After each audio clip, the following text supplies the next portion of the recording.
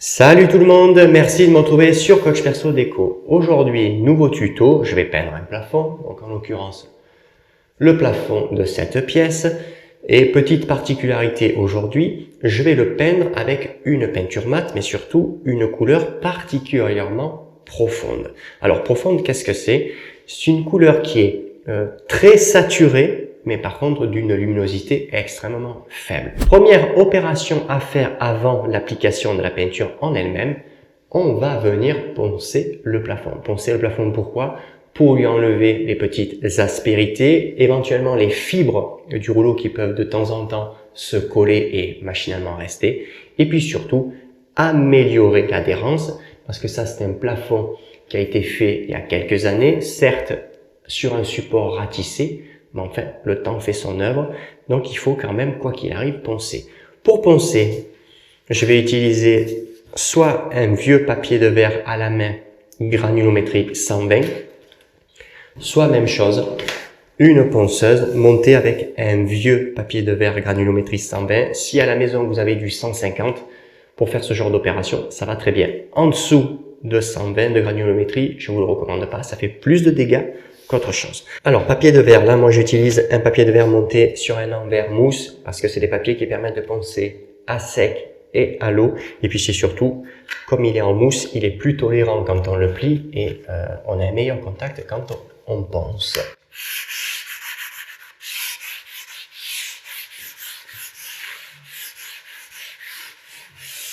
Alors, étant donné que c'est juste pour faire un petit passage, vous pouvez éventuellement, la pièce fait 12 mètres carrés, c'est des choses que vous pouvez faire complètement à la main. Après, si vous voulez quand même aller plus vite, il faut passer à la machine. Le travail à la ponceuse. Ici, je suis monté donc sur une 150 de diamètre avec mon vieux papier vert 120. Quand on veut travailler, démarrer proprement le ponçage, on démarre la machine. Donc la machine, on en lance et ensuite on vient plaquer. Pour faire, on va dire, proprement, la machine, on la passe en première et c'est après, sur le plafond, qu'on va accélérer. Donc, je vais vous montrer concrètement.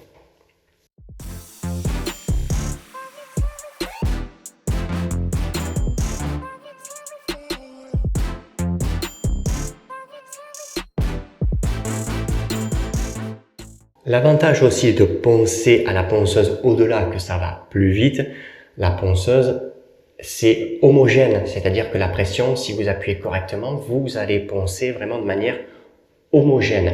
Ici, voilà, quand je passe la main, je sens bien quand même que j'ai cassé l'ancien grain du rouleau, sans pour autant tout arracher, j'entends, mais c'est beaucoup plus homogène que si on le fait évidemment à la main. L'avantage aussi d'être asservi avec un aspirateur, c'est de pouvoir faire un travail proprement. Ici, j'ai pas poncé. Et quand on se déplace, voilà ce que ça donne. Voilà, là on le voit clairement. Poncer avec une machine qui est parfaitement adaptée, dont on a adapté la granulométrie du papier de verre et surtout la vitesse, ça permet d'aller plus vite et de faire un ponçage soigné. Donc voilà, moi pour le coup, je vais le poncer complètement et on va s'occuper de préparer la peinture. Ponçage terminé, j'ai rentré la peinture. Alors en l'occurrence aujourd'hui, on va peindre avec une peinture de la marque Guité. Il s'agit de la Montil. Concernant le matériel pour aujourd'hui, on va utiliser, partant du principe où on n'a pas de travaux de réchampis à faire. On considère que voilà, le plafond est toujours fait en premier.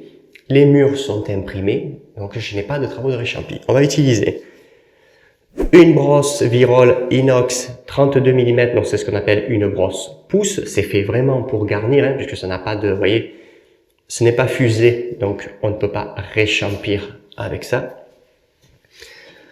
On va utiliser une pâte de lapin, donc petit rouleau, 110 mm de largeur, 12 mm de hauteur de mèche, et ici un 180 mm de longueur, 12 mm de hauteur de mèche. Tout ça, ce sont des rouleaux Goldor, donc c'est du matériel de chez Nespoli et de chez Roulor, donc ils vont très bien. C'est du matériel qui a, comme on peut le voir, plus ou moins vécu, mais ça c'est pas un problème. Dans les vieilles marmites, on fait toujours de la bonne soupe. Dès l'instant où on a affaire à des teintes qui sont particulièrement riches en colorants, Donc des teintes qui sont vives, alors ou complètement vives quand elles sont très lumineuses, ou comme ici, particulièrement profondes, donc sombres, mais particulièrement saturées. Le pot, première chose à faire, c'est vraiment, on va dire, la toute première chose à faire. Alors c'est valable pour toutes les peintures, mais qui plus est pour ce type de couleur, on remue vraiment correctement le bidon. Parce que c'est très très riche en colorant, pardon, et ils ont tendance à être particulièrement à la surface. Donc là, bidon bien remué. Donc pour l'ouvrir, voilà, un petit tournevis, ça va très bien. Ça, c'est des bidons circulaires de 3 litres. Voilà la couleur qu'on va employer. Je pense que ça se voit clairement à l'écran. C'est pas du tout une couleur endormie, mais je vous dis, il y a bien des situations où ce type de couleur peut être employé. Ici, on est quand même dans notre pièce à tuto, donc on est à 2,60 de hauteur sous plafond. Bien sûr que ces couleurs seront beaucoup plus adaptées avec des hauteurs sous plafond plus importantes ou si vraiment vous avez une thématique particulière. Donc là, j'ai bien remué, vous voyez, ce qu'on appelle les colorants. Vous voyez, les colorants sont vachement présents, ne serait-ce qu'au bord. Là, on peut le voir. Tout ça, si c'est pas remué et que vous les attrapez n'importe comment, surtout au rouleau, c'est vraiment des traces de colorants, ce qu'on appelle des fusées colorantes que vous aurez sur le support. Et ça, si malheureusement vous êtes en deuxième couche, c'est cuit, vous êtes bon pour en appliquer une troisième. Je me suis préparé un camion 8 litres avec sa poche pour pouvoir peindre de manière aisée et puis c'est surtout pour pouvoir décharger correctement ma peinture puisque les camions ont la grille, quasiment d'ailleurs tous les camions ont ce qu'on appelle la petite grille, la poste formée pour pouvoir décharger la peinture. On est sur de la peinture quand même là professionnelle. Montil, c'est un beau milieu de gamme de chez Guité. Vous voyez, les colorants, voilà, ça c'est vraiment des teintes qui sont très très riches en colorants. Et il faudra d'ailleurs touiller assez fréquemment parce que les colorants vont vouloir remonter à la surface. Voilà, on en profite toujours pour nettoyer les pots de peinture, tout ça pour éviter que la peinture fasse des dépôts. Nous allons peindre aujourd'hui, on va faire donc les deux couches, je vais vous le montrer à la perche parce que c'est là où on va avoir besoin d'avoir de la dextérité. Je vais d'abord faire le tour du périmètre avec ma brosse et mon petit rouleau de 110. Le rouleau de 180 aura donc la perche, en sachant, je le dis souvent dans les tutos, les rouleaux, on les humidifie, ça, les deux, et ensuite on vient faire ça ou dans une salle de bain ou n'importe quoi, mais en fait, on vient le faire, ce qu'on appelle dégorger. Il faut juste qu'il soit humidifié pour deux raisons. Le nettoyer s'il avait des poussières en surface selon où est-ce qu'il est stocké. Et la deuxième raison, c'est parce qu'en étant humidifié, la peinture fait un meilleur transfert au démarrage et on va dire que sur les 2 à 3 premiers mètres carrés, le rouleau se comporte directement comme il faut et non pas tendance à être un petit peu comme une éponge, c'est-à-dire à faire un peu d'émaigreur. Donc ça c'est important. On humidifie, puis c'est surtout aussi parce que ça redresse les fibres et quand on vient charger un rouleau, forcément, c'est beaucoup mieux de le charger de manière homogène qu'avec un rouleau qui est complètement sec. On a un pinceau qui est là pour garnir, donc je vous rappelle que c'est un pouce, hein, on ne fait pas de travaux de réchampissage avec un pouce, mais justement, l'avantage de travailler avec un pouce, c'est d'avoir ce qu'on appelle une allonge supérieure. Donc là, je dégage très correctement mon angle. Alors pour l'instant, je ne dilue pas la peinture. Pour la simple et bonne raison, c'est que généralement les peintures qui sont très très riches en colorants, donc ce qu'on appelle, c'est des bases colorantes à la base, hein, justement, ça n'a pas forcément besoin d'être dilué. Donc ici, pour le moment, on va dire que pour le périmètre et l'application à la petite patte de lapin, un petit rouleau de 110 mm, ce n'est pas forcément utile. Sur la partie murale, j'estompe de suite les coups de brosse. Alors je cherche pas forcément à peindre, on n'est pas là pour peindre le mur, hein, j'entends. Mais c'est pour estomper les coups de brosse. Voilà, on a une belle allonge. Ça c'est grâce au pouce de 32 mm.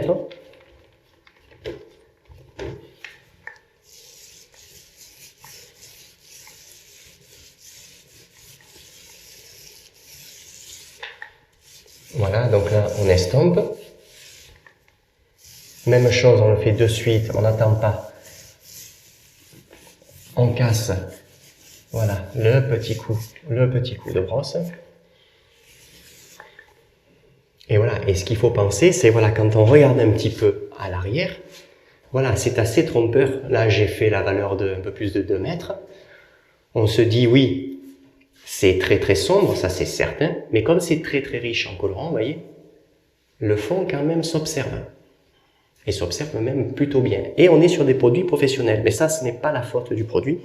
C'est justement la grande richesse des colorants fait que le fond, l'opacité, il faut vraiment travailler correctement sa peinture pour avoir un pouvoir couvrant suffisamment satisfaisant pour pas avoir à, on va dire, employer une 3e couche. Quand la brosse est bien chargée en peinture, vous arrivez concrètement à faire le développé des épaules. Je me suis débarrassé de l'escabeau, je me suis débarrassé du petit rouleau en 110 puisqu'on n'en aura plus l'utilité. Par contre, je garde la brosse de 32 pour remuer la peinture. Vous voyez, regardez, comme je vous le dis, les colorants, là on le voit bien sur le bord, les colorants sont de nouveau présents. Et ça, c'est, on va dire, assez rapide.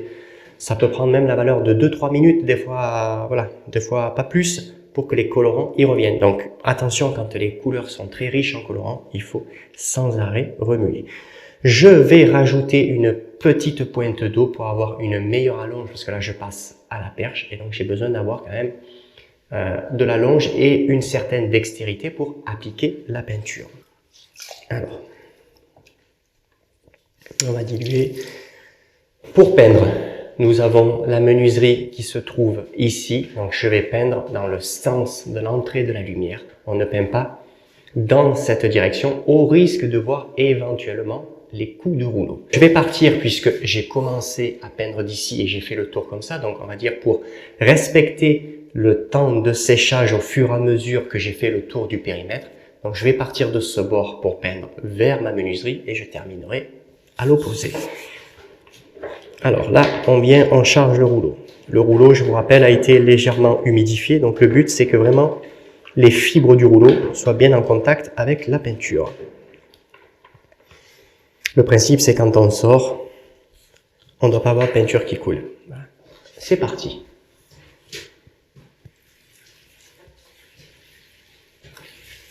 Donc, on met bien ses épaules face au mur, ça c'est important. On se tient, voilà, parfaitement droit et surtout, bras légèrement en tension. C'est pour éviter de se retrouver à peindre trop proche de son travail et d'être simplement couvert de peinture. En termes d'allonge, on peut faire, comme là je viens de faire, 2 fois la largeur du rouleau, donc 2 fois 180 mm sur un 12 mm de hauteur, et dans le développé des épaules.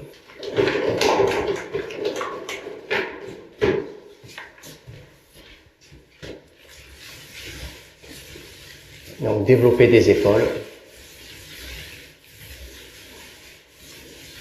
Voilà, donc développer des épaules, on arrive à faire à peu près, avec un rouleau bien chargé, 2 fois la largeur du rouleau. Donc on revient toujours un petit peu sur son travail. Et surtout, très important là pour le coup, ce sont des peintures qui sont très riches en colorants, donc il faut la travailler.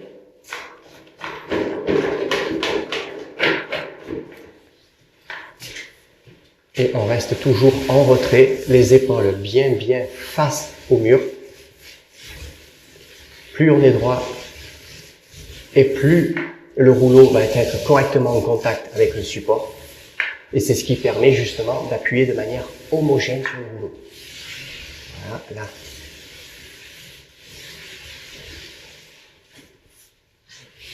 Et là, on lisse et on serre un petit peu plus le grain du rouleau. On se représente, jamais complètement à zéro. Donc là,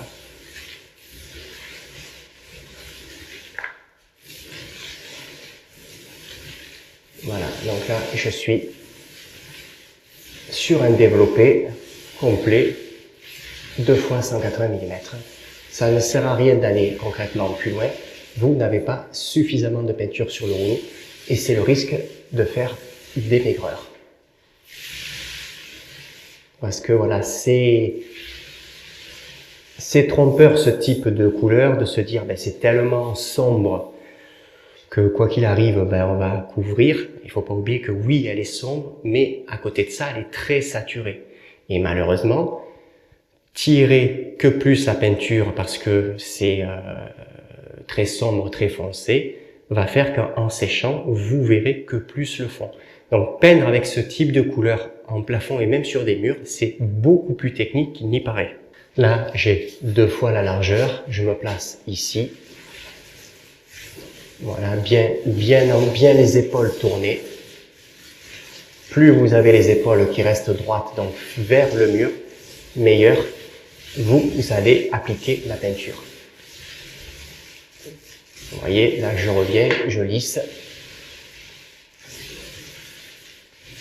Voilà, je lisse, hop, je termine. Concrètement là, je n'ai plus de peinture et justement, je ne veux plus de peinture puisqu'on était là pour serrer le grain. Et vous voyez, on arrive à faire des lignes qui sont relativement droites. Alors j'entends, c'est pas un chemin de fer non plus, mais voilà, si vous êtes légèrement comme ça, forcément, là, le rouleau, vous allez tirer de travers. Si vous êtes bien à regarder le support, de suite, quand vous placez le rouleau, vous voyez, ça roule déjà, on va dire, déjà plus droit, mais surtout, ça roule de manière homogène. Je n'ai pas un rouleau, j'exagère, qui appuie n'importe comment.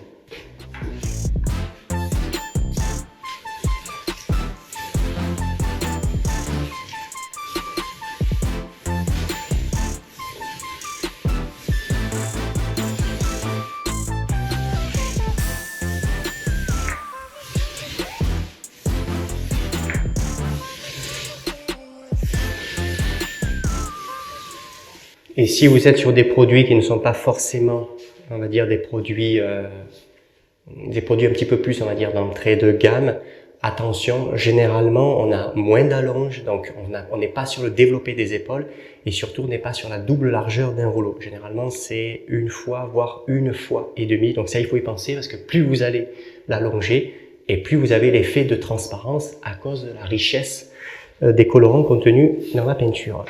Vous allez consommer quand même sensiblement un petit peu plus de peinture, tout simplement parce qu'on met un petit peu moins d'eau. Voilà, ça il faut y penser. C'est radicalement différent de peindre un plafond blanc et un plafond de ce type.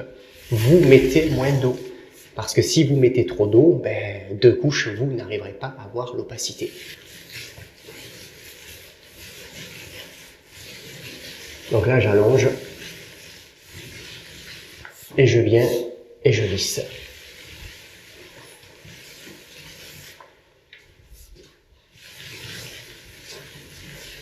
Voilà la première couche.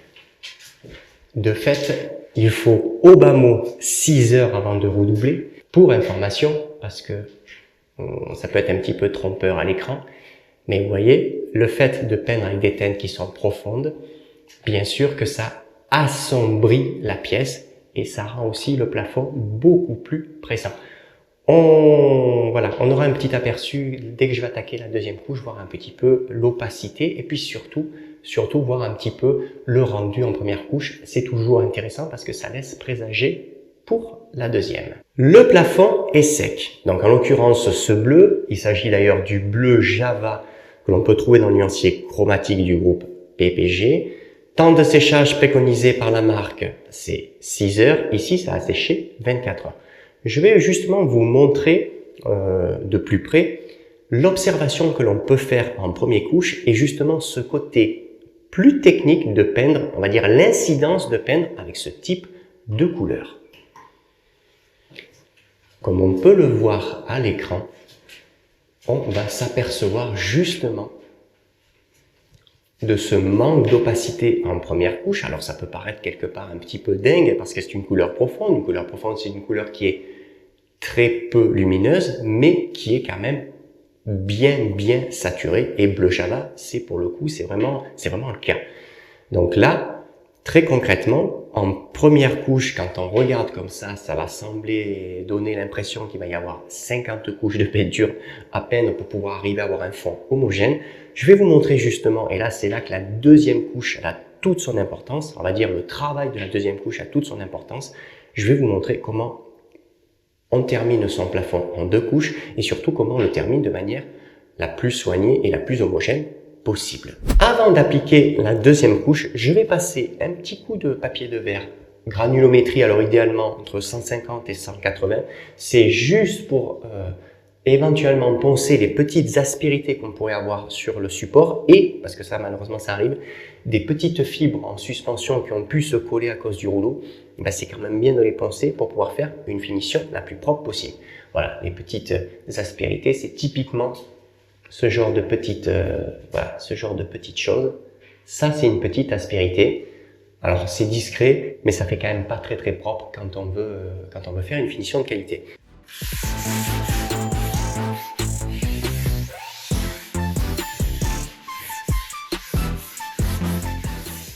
J'ai poncé tout le plafond. Alors, l'avantage avec ce type de couleur, ben, c'est que quand on ponce, on voit parfaitement où est-ce que l'on passe. Alors, juste avant d'attaquer à proprement parler à peindre, un petit coup de chiffonnette microfibre pour pouvoir, voilà, bien dépoussiérer, étant donné que ça a été fait à la main et non pas à la machine. Donc, si vous faites avec la machine et asservi un aspirateur, vous n'avez pas besoin de passer un petit coup de chiffonnette. Si vous faites tout à la main, voilà, pensez à bien mettre un petit coup, voyez, au plafond. On a de la poussière, donc les poussières, c'est pas très bon de peindre la peinture. Je veux dire, voilà, la peinture sur la poussière, ça n'a jamais été très intéressant. Donc, on nettoie bien son support. Vous voyez, mine de rien, ça fait, voilà, on dirait pas, mais ça fait quand même des traces. On nettoie bien son support, comme ça, on peut peindre en partant sur des bonnes bases. Là, je vais appliquer la deuxième couche. La peinture, je vais beaucoup plus la travailler. Comme je vais la travailler, je ne vais pas du tout introduire d'eau. Donc, on garde bien à l'esprit que le contenant d'origine, donc moi c'était un pot circulaire de 3 litres, on n'introduit pas d'eau dedans au risque de couper la peinture. On pense toujours avec ce type de couleur, j'entends que ce soit les très vives ou comme ici les très profondes, on pense bien à transvaser uniquement la peinture qu'on a besoin pour pouvoir peindre.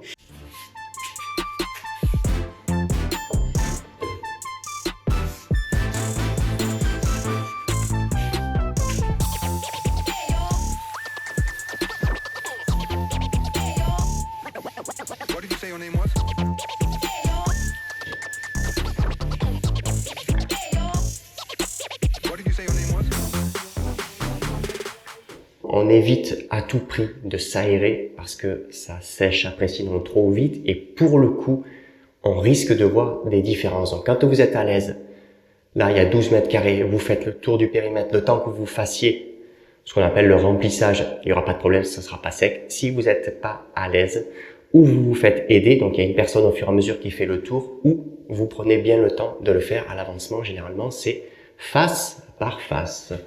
Allez, c'est parti. Application. Donc, je n'ai pas mis d'eau. Il faut veiller, voilà. Alors là, j'ai touillé la peinture, mais voilà, il faut faire attention. Les colorants remontent beaucoup sur ce type de couleur. À bien remuer. Alors là, c'est parti. Donc là, c'est pas dilué. On travaille la peinture. Donc très important.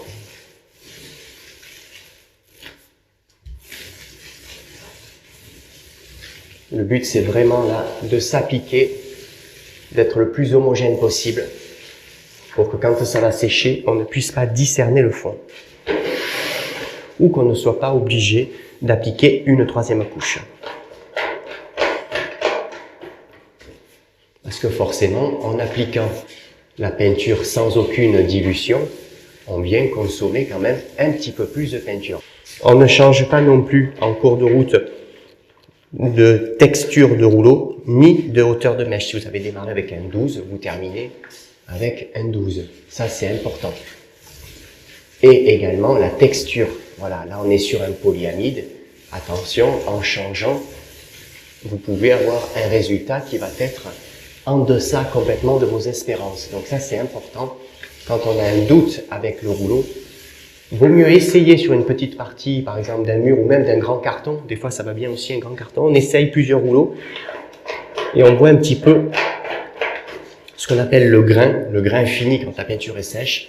Ça permet de se donner quand même une petite idée et voir si cela plaît, en sachant que certaines marques quand même renseignent le type de rouleau, le type de texture idéale qu'il faut. On remplit, on tourne. Il faut que les fibres aient, on va dire, la même quantité de peinture. Et puis surtout quand on sort du camion, ça c'est un indice. Vous voyez là, je me sers de la grille post-formée. Quand on sort du camion, voilà, il faut pas couler. Si on coule, c'est que malheureusement on en a trop mis ou trop mis d'un côté, parce que généralement c'est ce qui se produit. Et si on en a trop mis malheureusement d'un côté, ça va faire des pâtés et de l'autre côté, ben, ça fera des maigreurs.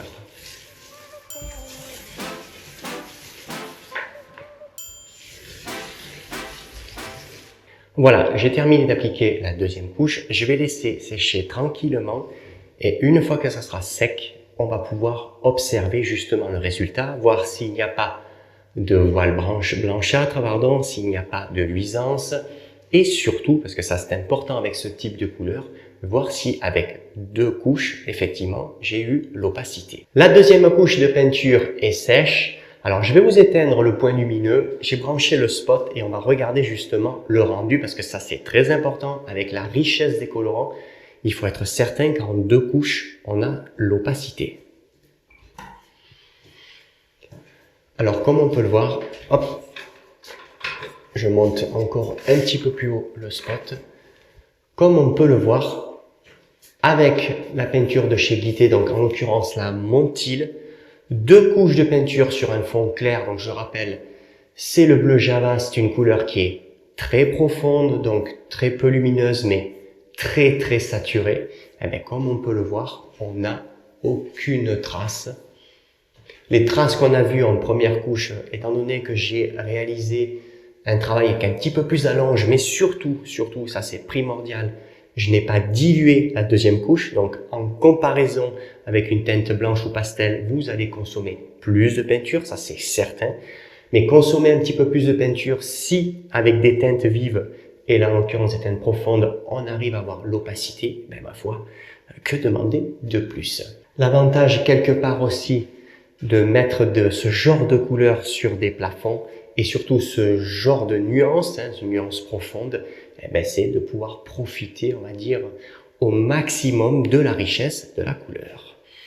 Je vous remercie de m'avoir suivi pour ce tuto mise en peinture d'un plafond avec une couleur profonde et je vous dis à très bientôt.